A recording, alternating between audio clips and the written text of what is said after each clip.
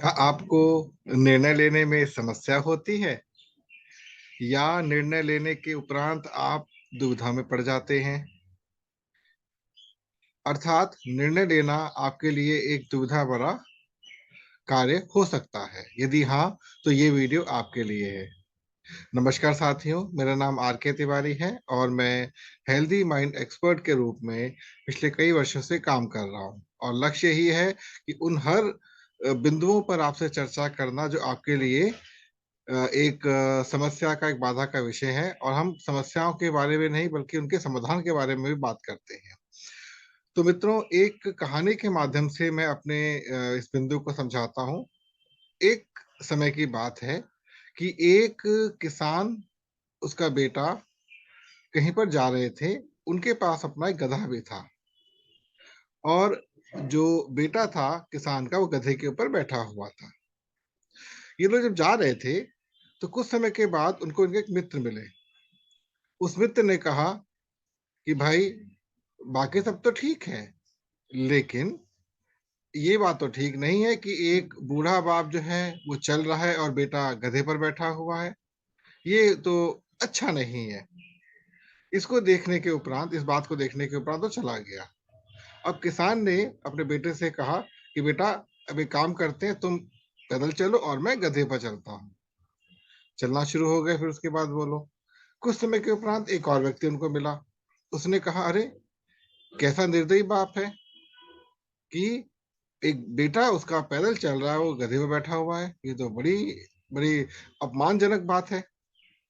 अब वापस बेटा गधे पर आ गया और किसान पैदल चलने लगा। कुछ दूरी जाने के बाद एक व्यक्ति ने और कहा कि भाई, इतना मजबूत हट्टा कट्टा गधा है और देखो, एक आदमी बैठा और एक आदमी चल रहा है। इस बात को सुनने के उपरांत क्या हुआ कि गधा जो था उसके ऊपर किसान और उसका बेटा दोनों बैठे चलने लगे।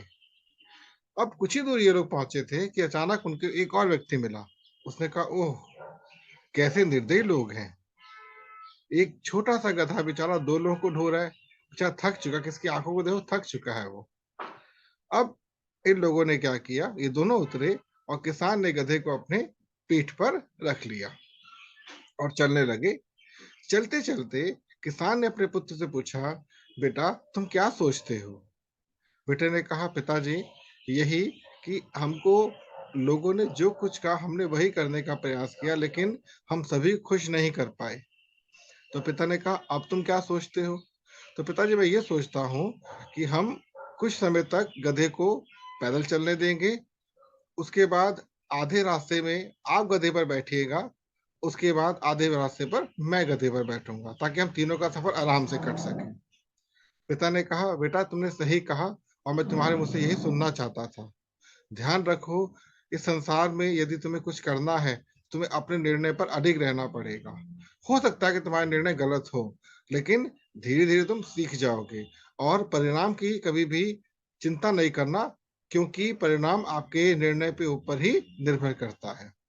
तो मित्रों, इस कहानी से आपने यही सीखा कि हम लोग अपने निर्णय के ऊपर जो असमंजस में पड़ते हैं, वो किसी तीसरे व्यक्ति के कहने पर पड़ते हैं। मित्रों, तीसरा व्यक्ति जो है, उसके विषय में हम नहीं कह सकते उसकी मानसिक परिस्थिति क्या है, उसका वातावरण क्या है, उसकी शिक्षित स्तर क्या है, बहुत सी चीजें होती हैं। लेकिन यदि आप चाहते हैं कि नहीं, मैं अपने जीवन को सुदृढ़ बनाना चाहता हूं, तो अपने लक्ष्य को निर्धारित कीजिए और आगे बढ़िए। और ध्यान रखिएगा, लक्ष्य की प्राप्ति के लिए तीन बातों का होना अत्यंत आवश्यक होता है। सबसे पहला होता है धैर्य। आप धैर्यपूर्वक काम कीजिए।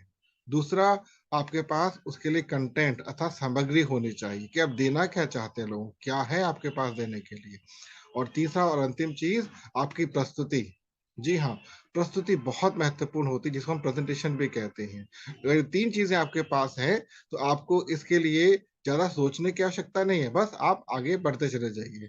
तो बहुत बहुत धन्यवाद। अगर आपको ये कंटेंट अच्छा लगा तो इसको अपने मित्रों के साथ शेयर कीजिएगा और मेरे चैनल को सब्सक्राइब कीजिएगा। नमस्कार।